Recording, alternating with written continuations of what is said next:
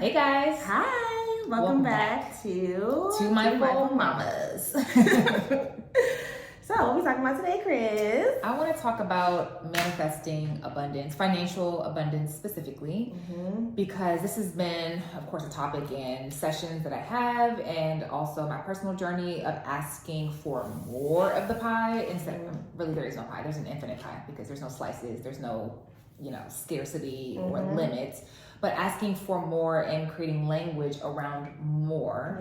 Yeah. So I'm excited to talk about that today. Awesome. And I want to throw it over to you if you want to kick us off with an example of your journey of abundance creation or abundance alignment, because we're not really creating it. Yeah. It's always here. Yeah. But just, when you notice yourself more aligned to it versus stepping out of it, and now you're, like, what's that? Where is it? Yeah, so I've been aligning with it more because I've been healing my money story. And when I say healing, I really feel like what I've been doing is taking accountability for my role in money coming to me. I feel like before I was very laid back and just assuming that it was coming from me, and we can talk about law of assumption another day. That does work. You start to be intentional about it. I feel like I wasn't being intentional about it. An example, my money has definitely been flowing a lot better, especially since we moved here. I've been feeling more grounded, more at home, more like I'm where I need to be, for one. And that's helped my thoughts around what I want to contribute in order to receive money. I've fluffed that out more. I've had this space mentally to be able to think about what I want.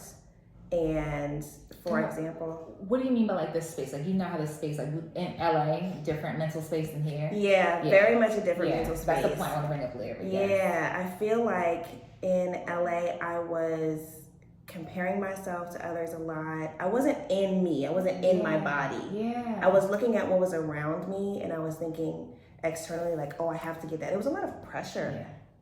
But here, I just feel like, what does Lauren want? Yeah. What does Lauren want to do? Like, what do I feel? What makes me feel good? And that has aligned me to things that I didn't even know I wanted. For example, I'm now back into doing graphic design work. I took a very long break from that, and I was even feeling I had a lot of mixed feelings about it. I was feeling guilty about it. I was feeling like I was wasting my talent. I was feeling like there was money on the table and I was just letting it pass me by. And now that I've gotten back into it from a different headspace, I have niched down to a specific type of client that I'm very excited to work for. And it's just been flowing with recommendations. And, people just, before they even start working for me, they're like, okay, great, I'm excited to work for you. And here's another client for you also, which is never happened to me before. It's wild. So I'm just like, I'm understanding what I was missing before even better now. And I'm just excited to replicate that in all the different lanes that I want to be in. I agree with that. And I agree with the space thing, because in LA, in the area that we lived in, I loved it. I loved Woodland Hills and like the Encino area and Calabasas, but I do notice that where we live now in comparison has less signage, like less signs that, when you're driving down the street, you're seeing billboards. And I am someone who loves to read all the things. I love to see it all. So I'm putting into my mind a lot of crap that I don't need to retain, but I want to be aware of my environment. And, I'm looking around and there's just so much going on. There's so much to do. I like city life. That's in DC, New York to LA. I love that. But I never noticed until moving out here where there's more space, in the part of Texas that we're at, outside of Houston. And you, by default, you're left with more of a mental place for your own thoughts instead of having them implanted. So that also combined with the pressure energy that's probably collectively in the air, where, especially in the spiritual community, it needs to look like this, it needs to sound light and airy, and nobody goes around saying that, but it can be implied that this equals success. And being yourself and just saying very directly, I am a millennial, I like to turn up, but I also am spiritual, that can all coexist. And so out here, I feel you can just accept yourself and be yourself, and in that place of acceptance, there's less resistance, so there's more flow, so more good has the space to actually just come into your life, like what you're asking for, because you're asking for that good, whatever you ask for, whatever you deem as good, it now has the space to arrive, because you're not filling up that space with things that don't even matter. Yeah. You know, so I felt calmer here, which a friend of ours that recommended this area, shout out to Nye, she was very adamant that like my nervous system is better out here, and I get it now. I find myself when I woke up from a nap today just looking at the clouds and feeling childlike again, like, oh, that looks like this, and that looks like a fat man that's rolled back with a sandwich in his hands.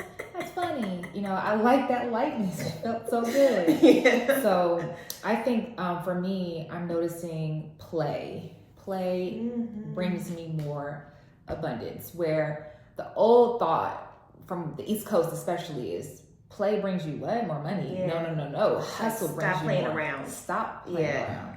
So, you know, when you listen to thought leaders and channels, like currently I'm revisiting Bashar, if you are familiar with the channel, and I am noticing that theme of excitement. When I would hear certain spiritual leaders say, follow your excitement, it just felt like I hear you, but I just need a practical, like every day. I'm not excited about all things, but what excites you out of all the choices that you have in front of you for this segment of time? What excites you the most? And you know, what brings you laughter or play or whatever you deem is like light, and go after that segment by segment throughout your day. Just like we block our days into 15 minutes for this and that. Be more intentional, like you said, about, all right, how do I want to feel? I want to feel joy as much as possible throughout the day, because I'm noticing more money for me is there versus the stress, anxiety. Make it happen. Get up, stop looking at the clouds, go do something with your time. That I understand why that was in our heads. You know, previous generations wanted us to be prepared to handle what life has coming for us, but there's a different way of going about it. And I like play. Energy. It's bringing a lot of good money my way, not money that I feel guilty about or that I have to repay or whatever. It's like freedom money, because I'm in a state of freedom when I'm aligning with it. Like I'm free to just feel like open to happiness, you know, open to joy. I want to talk about, you brought up our older generations, and then all of the feelings that you're bringing up, excitement, joy. What I've had to go through is relearning how to recognize excitement and joy in my body. You have to slow down in order to understand what excites you and what brings you joy. And this is something that I talk about with Reiki clients as well. We take a moment to say, like, do you have a list of the things that excite you? That was something when I really first started my spiritual journey, that was something I turned to a lot as well, was creating lists of what made me happy in different lanes. Like, you know, you think about that in terms of like when you're manifesting like a relationship, what makes you happy from somebody else. From somebody else, always. But what about you? Like, what about just on a regular day? What, like, if, I feel like it's not easy for a lot of people to just wake up and say, what do I want to do today? I feel like there would be dead silence in there. You know what I mean? Like, that's tough. And it's because we weren't raised in that way. Like, we're raising our babies to understand that their joy is welcome and it is important and it is prioritized, but we also have to reteach ourselves how to prioritize our own joy and how to even recognize it in the first place. And to do that, I do feel like you need the space that we've been feeling here. Not that Texas is going to give everybody the space to do that, but I feel like us moving here and giving our minds that break gives more space for us to really recognize and hold on to and go after those joyful feelings, those inspired. I want to do a list that like you said, because I don't think I've done an updated list. After becoming a mother, you know, and a wife, and just like with the move out here, what brings me joy now? Because maybe you know, in a different area, different things brought you joy, or the different identities brought you different parts of your joy. But now I want to do a new list. Like you said, just like doing a new vision board. You have to keep your lists and your goals and everything. All that has to be updated. One thing I told Eugene, my husband, the other day that I noticed about myself is when I have a really good day. Like the other day, I just felt so productive, so high vibes, so good. I think the day that we worked together and went tonight and everything, and then we had our other call with our other girls, I just felt like, oh, I got my accountability squad with me. You can't stop me. I'm eating good. I'm feeling good. I was just so happy. And then the next day, a slump. I felt sad. I felt like, and I was looking back to the past at things that I thought I could have been better at, but what I missed the mark, and I was wondering, like, why is this happening? For real. But I noticed a few different things, and I won't say the exact way that I said at the time because I was in flow. But it wasn't a sunny day, and I noticed that I have a definition around cloudy days that I would like to heal because I go into straight R&B mode. If it is cloudy, if it is raining, I want a window. I want to put my hand on the window. I want to gaze out the window, and I want to feel sad. And I don't like that. Like I want to reprogram that because a cloudy day could feel cozy. Yes. It could feel safe. It could feel introspective. It could feel, oh, like this is different. Like sun is this way, but clouds are, just But why do I go there? Because I haven't taken the time to reprogram and write a new list about what this trigger means for me. It doesn't always have to be a bad trigger. It could trigger something else like peace. Yeah. So I noticed that I hadn't given new definitions. And then I noticed there was another thing about when a good day happens that's so elevated and so wonderful. I then will give myself guilt if I'm expecting too many days like that in a row if I'm not on vacation. If I'm on vacation, every day is going to be so great. Every day will feel so good. You just have that expectation, even if, stuff happens on vacations. But you kind of you go in with the mindset, oh, this is going to be lit. 7 days, 14 days, we here. Brain off, fun, activated. But then in real life, I'll have a really great day. And then I self-sabotage to not expect it always to be like that. Yeah. That is messed up. I feel you on that. It resonates. Yeah, I'm sure that resonates with a lot of people. In an abundant universe, I'm like, oh, I took my good day for the week. Let me just relax. That's crazy. So that's so corporate mindset too. Yeah, it is. It's so like, relax what you're doing the most. Okay, you're excited. Sit down. It's like you can only be happy on Friday evenings and Saturdays. And then Sunday is right back to get ready for Monday. Yeah. So there's some work that needs to be done there to remember every day you can choose, because it's a perspective society, it's a perspective like universe. So nothing is intrinsically bad or good. When somebody's giving you a compliment, like I said this in previous discussions or in sessions, take it with a grain of salt, whether good compliment or bad criticism, because a lot of times it's coming from their mood. They're in a good mood, they treat you good. They're in a crappy mood, they treat you bad. It has nothing to do with you. So I don't even know why I said that. I forget why I was transitioning. But my ultimate point is realizing that you are allowed more good days. You are allowed to feel joy as much as you want to feel it. So if you're not, and if you find it limited, what is the limited thought and belief that you need to pluck to get back to a place of like, I'm just joyful. Yeah, like I'm just a joyful person because, perspective, that's what I'm talking about. Yeah, perspective of a moment can go from a cloudy day being sad or a cloudy day just being a day to sit in and cozy up and watch a great film or 5.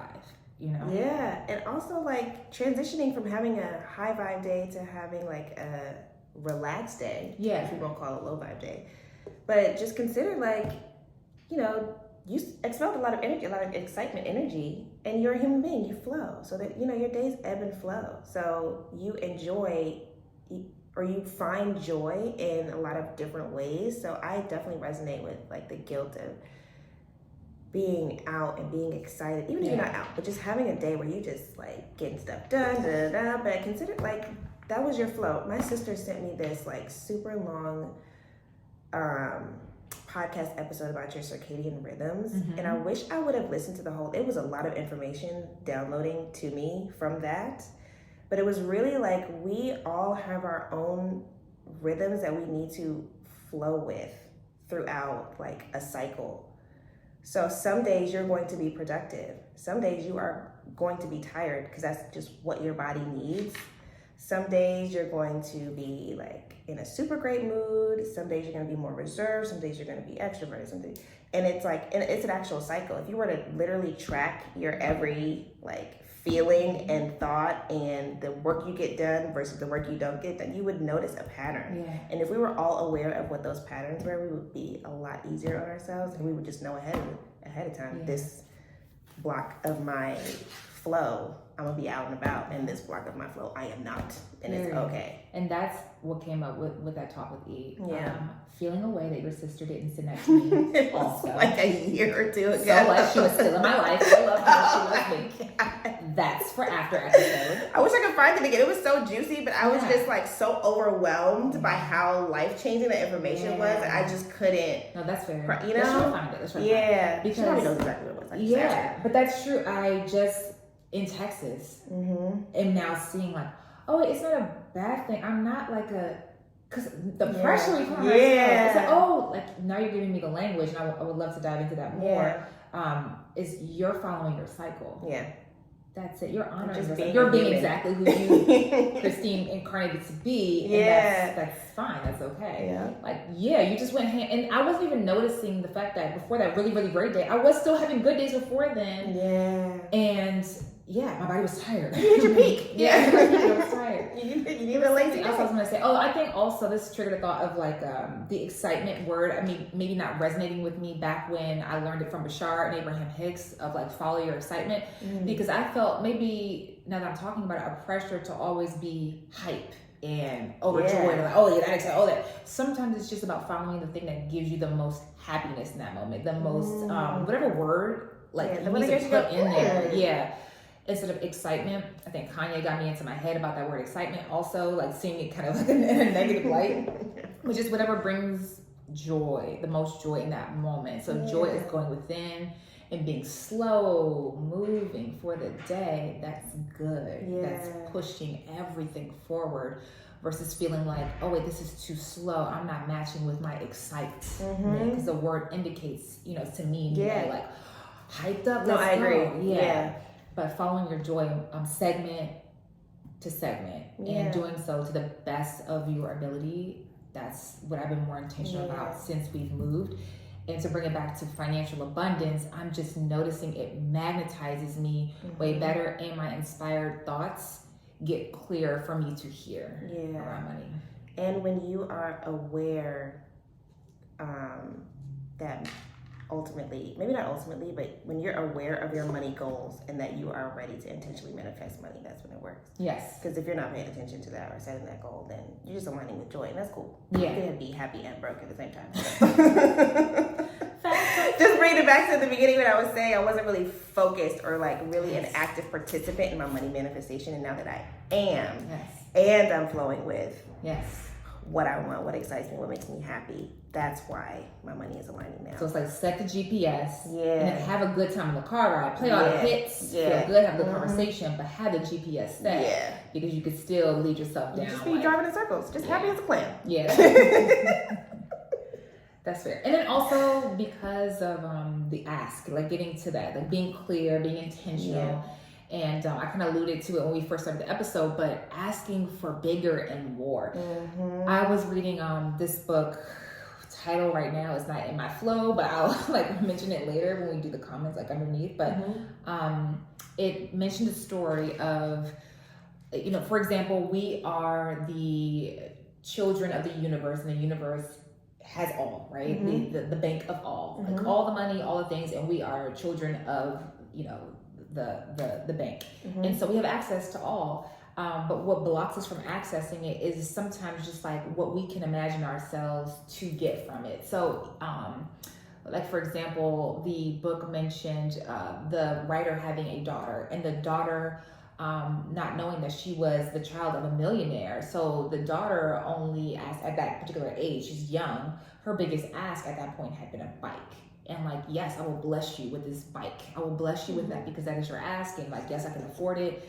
But if she had asked for something, even bigger, she could have gotten a yes to that also, because it was within the bank to be able to, or within the father to be able to produce it for the child. So it's like the same thing with us, because it's a free will society, and spirit, universe, energy is waiting for you to place your ask, place your request. There's no pressure, because there's no good or bad. It's not like, oh, that was a small ass ask, that's weird, or that was like a really big ask. It's just an ask. So I find that I ask for crumbs a lot.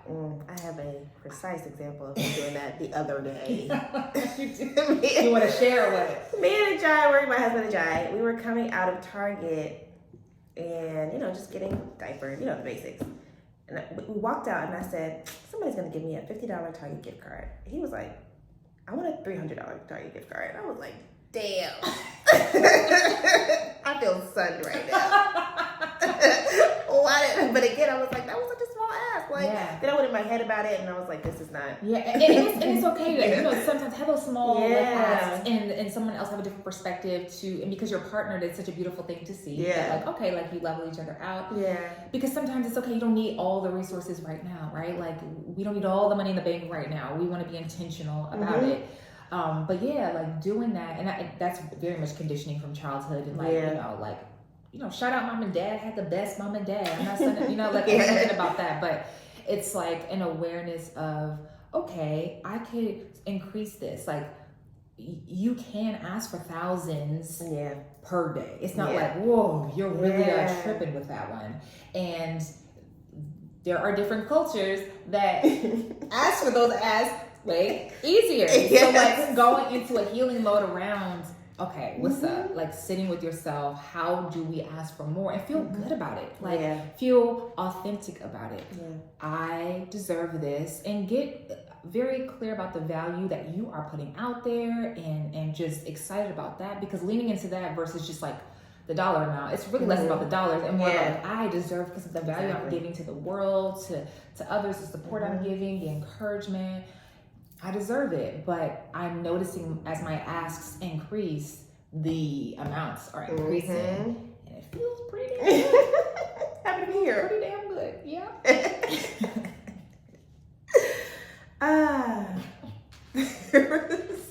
There was one thing, we moved on from it, but I wanted to talk about people who experience a lot of anxiety. And the concept of segmenting your joy throughout the day. Okay. So my thought was, when you are experiencing anxiety, even if you're somebody who just wakes up with anxiety, it's important to sit with it. This exercise of segmenting your joy is really good for people with anxiety. That was the point that came through. Okay. Because that's a way to start to get to know your anxiety. I think it's really important to get to know your anxiety. There's a reason it's there, and sometimes it's so deep that it's hard to deal with, and people don't know how to go deep. And so then so you're going in on me on air. Cool. I thought I was going in on myself. I was speaking from personal experience. If you don't know my Reiki story starts with me basically experiencing a burning fire in my solar plexus that I really feel like was a lifetime of anxiety that had been unaddressed. Doctors couldn't figure out what it was, and eventually I Reiki'd that shit out. But so I do speak from personal experience. Sometimes your anxiety goes so deep you don't know where to grab at it. But I think a daily exercise that would be really good for people who are experiencing anxiety on any level is to segment your joy. When you wake up in the morning and you have anxiety, what thought makes you feel better?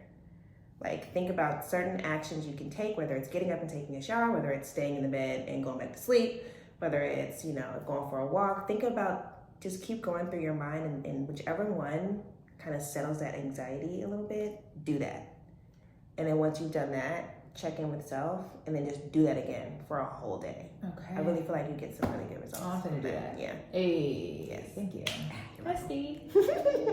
I love that, because it is sometimes, pick the thing that brings you most joy. What are you excited about? Just I don't know. Yeah. Covers overhead. Yeah, because if you're already at such a low, you're not thinking about, you just want to feel less pain. Yeah. So that's okay though. If you're coming from below the bar. Yeah. Okay. What can provide a little bit of ease and a little bit more ease and a little bit more ease? Okay, a little bit more peace. Okay, a little bit more joy. Here we go. And then I like that. And if you're doing it daily, you'll start from a higher place.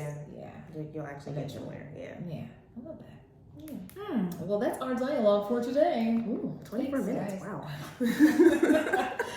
We'll see you next time. And if you want us to touch on any topic, these just pop into our conversations when we're off camera, so we decide to bring them on camera. But if you want us to touch on anything, definitely comment below and let us know. Remember to like, share, and subscribe, please. That means a lot to us. We'll see you next time. Bye.